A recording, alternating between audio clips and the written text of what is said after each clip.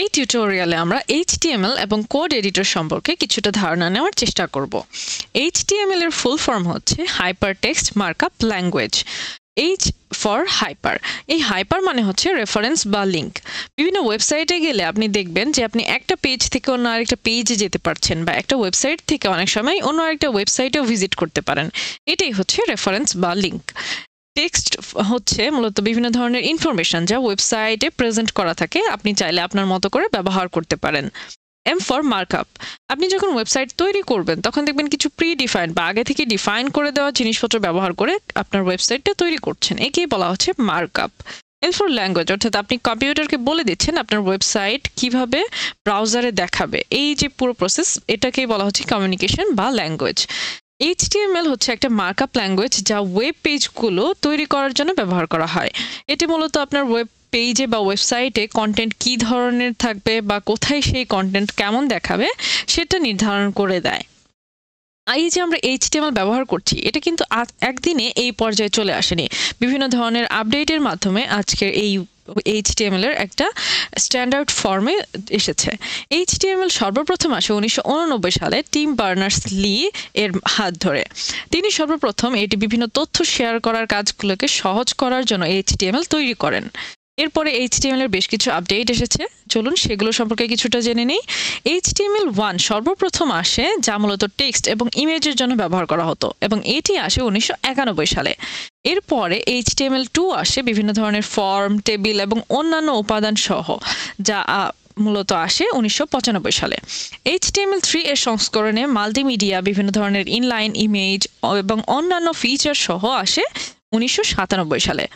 1999 সালে আসে HTML4 এর সংস্করণ, এবং এটি সবচেয়ে বেশি ব্যবহৃত হয়েছে, এবং এতে স্ক্রিপ্টিং, বিভিন্ন ধরনের ফ্রেমওয়ার্ক, অন্যান্য অ্যাডভান্স ফিচার যোগ করা হয়। HTML5 মূলত মোবাইল ডিভাইস এবং অফলাইন অ্যাপ্লিকেশনগুলোকে সমর্থন করে। এই আপডেটটা আসে 2014 সালে। HTML এর হিস্ট্রি তো আমরা জানলাম, কিন্তু এই HTML আমরা কোথায় লিখবো, কিভাবে লিখবো, এটা নিয়ে নিশ্চয়ই আপনাদের মনে প্রশ্ন আছে। এই কোথায় লিখবো এই জিনিসটার বেলায় চলে আসে কোড এডিটর। কোড এডিটর আসলে কি? কোড এডিটর হচ্ছে এমন একটা টুল বা সফটওয়্যার প্রোগ্রাম যা মূলত আপনাদের প্রোগ্রামারদেরকে কোড লেখা, সম্পাদনা করা এবং সংরক্ষণ করতে সাহায্য করে থাকে। এটি একটা টেক্সট এডিটরের মতো কাজ করে, তবে এটি প্রোগ্রামিং ভাষার জন্য বিশেষ বিশেষ ফিচার থাকে। বিভিন্ন ধরনের জনপ্রিয় কোড এডিটর রয়েছে, তার মধ্যে অন্যতম হচ্ছে ভিজুয়াল স্টুডিও কোড। এটি মাইক্রোসফটের একটা বহুমুখী কোড এডিটর যা HTML, CSS এবং জাভাস্ক্রিপ্টের জন্য স্পেশালভাবে ডিজাইন করা হয়েছে।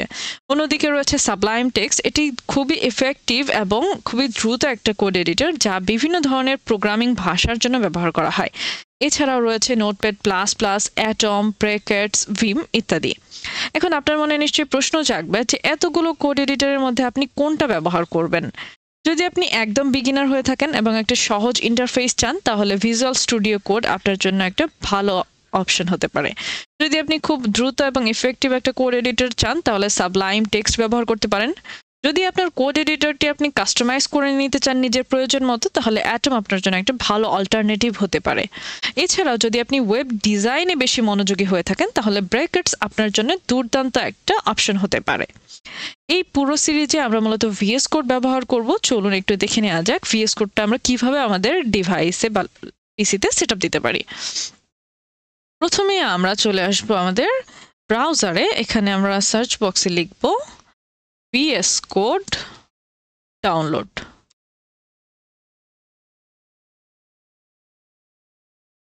এই যে আমরা দেখতে পাচ্ছি প্রথমে আমাদের সাজেশন দিয়ে দিচ্ছে ডাউনলোড ভিজুয়াল স্টুডিও কোড। এই লিঙ্কটাতে আমরা চলে যাব।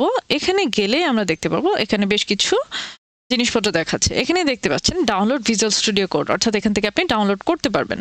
এখানে আপনি যদি উইন্ডোজ ইউজার হন তাহলে আপনি এখান থেকে ডাউনলোড করবেন। যদি আপনি লিনাক্স ইউজার হন তাহলে এখান থেকে যে কোনো একটা ডাউনলোড করবেন। যদি আপনি ম্যাক ইউজার হন তাহলে এখান থেকে আপনি ডাউনলোড করবেন। যেহেতু আমি উইন্ডোজ ইউজার, আমি এখান থেকে ডাউনলোড বাটন ক্লিক করে দিচ্ছি। আমি দেখতে পারবো যে আমার এখানে ডাউনলোডটা শুরু হয়ে গিয়েছে।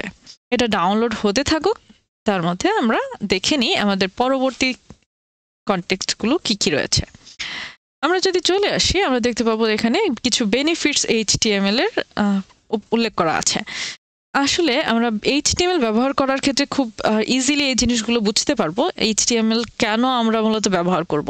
এটি ব্যবহার করা এবং শেখাটা অনেক বেশি ইজি। অর্থাৎ আপনি খুব সহজেই শিখে এগুলোকে এপ্লাই করতে পারবেন, নিজের মতো করে ওয়েবসাইট তৈরি করতে পারবেন। এটি ব্রাউজার কম্প্যাটিবল, অর্থাৎ আপনি বিভিন্ন ব্রাউজার এটি ব্যবহার করতে পারেন। সেটা হতে পারে Chrome, Microsoft Edge বা Brave ব্রাউজার, এবং অন্যান্য ব্রাউজারেও আপনি এটি ব্যবহার করতে পারবেন।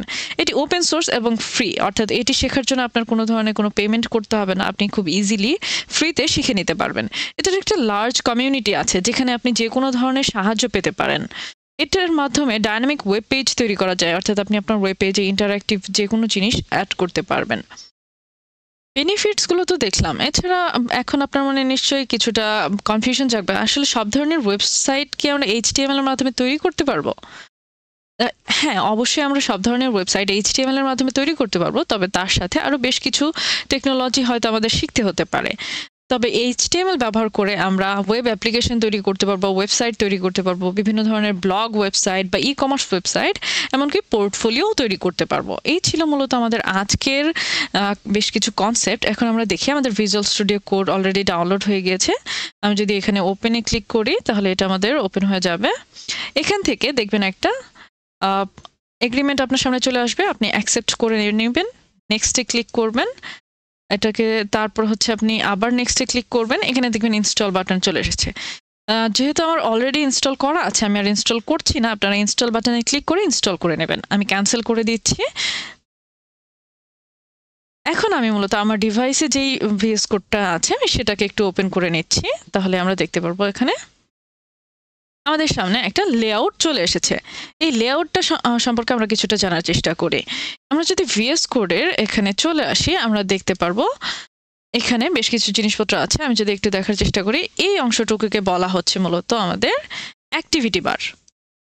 তারপর রয়েছে এই অংশটুকুকে বলা হচ্ছে প্রাইমারি সাইড বার। এখানে আপনি আপনার ফোল্ডার স্ট্রাকচার দেখতে পারবেন বা আদার্স বেশ কিছু ইনফরমেশন দেখতে পারবেন।